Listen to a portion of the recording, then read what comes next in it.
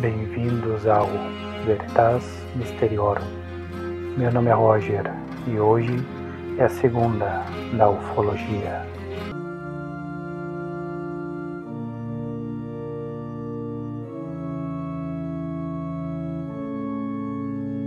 Olá! Em meados do século XX, um dos casos mais intrigantes e controversos da ufologia mundial emergiu na Europa, especialmente na Espanha, o caso Homo. Trata-se de uma série de alegados contatos com uma suposta civilização extraterrestre, oriunda de um planeta chamado Homo, que teria orbitado uma estrela chamada Yuma, a cerca de 14,6 anos-luz da Terra. Este caso não se limita a avistamentos de OVNIs, mas envolve uma complexa narrativa de comunicações, documentos, símbolos e supostas interações com seres extraterrestres. Tudo começou em 1966, na cidade de Madrid, Espanha, quando um avistamento marcante ocorreu no bairro de Aluche, em 1º de fevereiro. Testemunhas relataram ter visto um objeto voador não identificado, descrito como um disco brilhante, com cerca de 10 a 12 metros de diâmetro, pairando no céu noturno. O objeto emitia uma luz alaranjada e, segundo os relatos, exibia um símbolo peculiar na parte inferior, uma forma semelhante a um H, com barras curvas, que mais tarde se tornaria um dos elementos mais icônicos do caso Homo. Esse avistamento foi amplamente discutido na imprensa local e registrado por fotografias, embora a autenticidade das imagens tenha sido questionada por alguns especialistas, que apontaram possíveis manipulações, enquanto outros, como o técnico do Arquivo Nacional Brasileiro, Rainês Castro, defenderam que a tecnologia de edição de imagens da época tornava improvável uma falsificação sofisticada. Poucos meses depois, em 6 de junho de 67, outro evento significativo ocorreu, em São José de Valderas, também em Madrid. Testemunhas afirmaram ter observado um disco voador semelhante ao de Aluche, com o mesmo símbolo em forma de H, com barras curvas. Desta vez, o avistamento foi acompanhado por fotografias tiradas por um suposto observador anônimo, que capturou o objeto em voo. Essas imagens se tornaram algumas das mais famosas do caso Homo, embora mais uma vez a autenticidade tenha sido alvo de debates. Alguns ufólogos, como o espanhol Juan José Benítez, defenderam que as fotos mostravam detalhes técnicos que seriam difíceis de forjar na década de 60, enquanto céticos apontaram inconsistências, como sombras que não correspondiam à iluminação esperada. Além dos avistamentos, o caso Homo é notável pelas supostas comunicações recebidas por indivíduos na Terra, especialmente na Espanha e na França.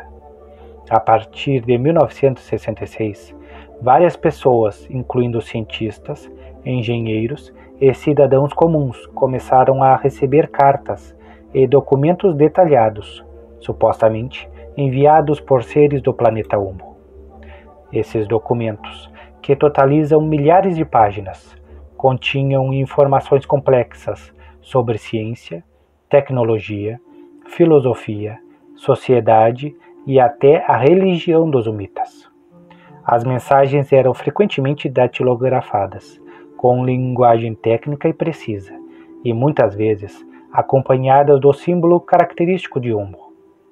Um dos primeiros contatados foi Fernando Sesma, presidente da Sociedade de Amigos do Espaço, em Madrid, que recebeu cartas a partir de 65, antes mesmo do avistamento de Aluche.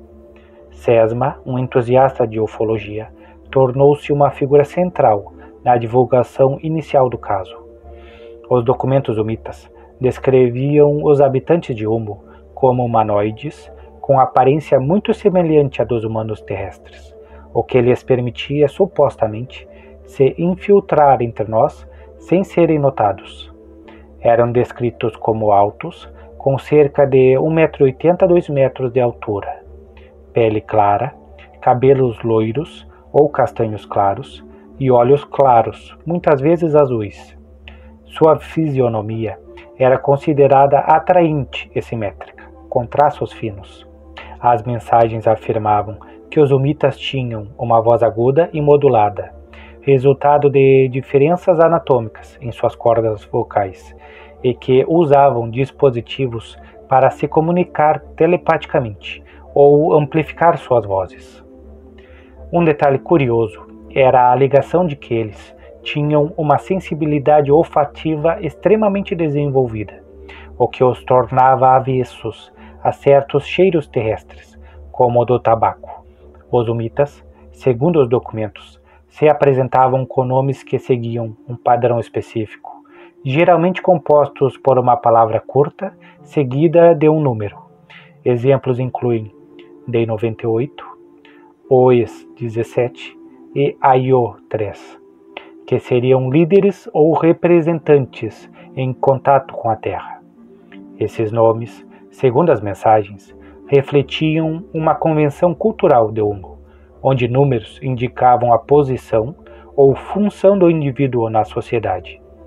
As cartas também mencionavam que os umitas haviam estabelecido pequenas bases na Terra, com locais sugeridos na Espanha, França e até na América do Sul, embora nunca tenham sido confirmadas.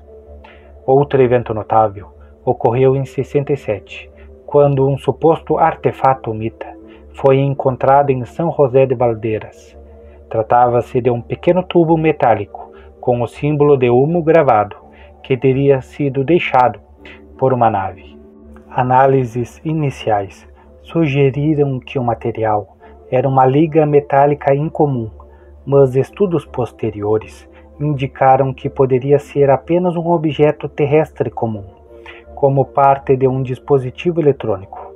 Ainda assim, o artefato alimentou a fascinação pelo caso, com muitos acreditando que era uma prova física da presença umita.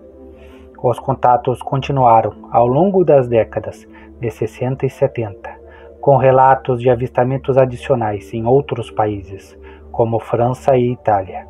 Na França, o caso ganhou notoriedade com a participação de cientistas e intelectuais que analisaram os documentos umitas, intrigados pela profundidade técnica das informações.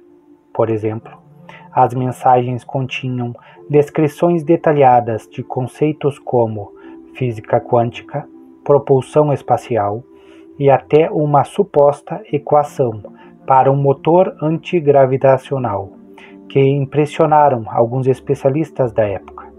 No entanto, críticos apontaram que, embora sofisticados, os textos não apresentavam nada além do conhecimento científico disponível na Terra na década de 60, sugerindo que poderiam ser uma elaboração humana.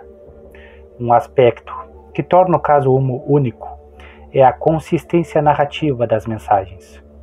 Os documentos descreviam a sociedade umita como altamente avançada, com uma organização social rígida, baseada em lógica e ciência, mas com elementos espirituais.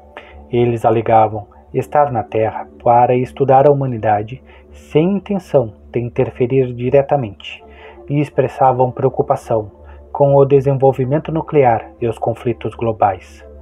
Essa narrativa cativou muitos ufólogos, mas também levantou suspeitas de que o caso poderia ser um boato elaborado, possivelmente criado por um grupo de intelectuais ou até por agências governamentais para testar reações públicas a contatos extraterrestres.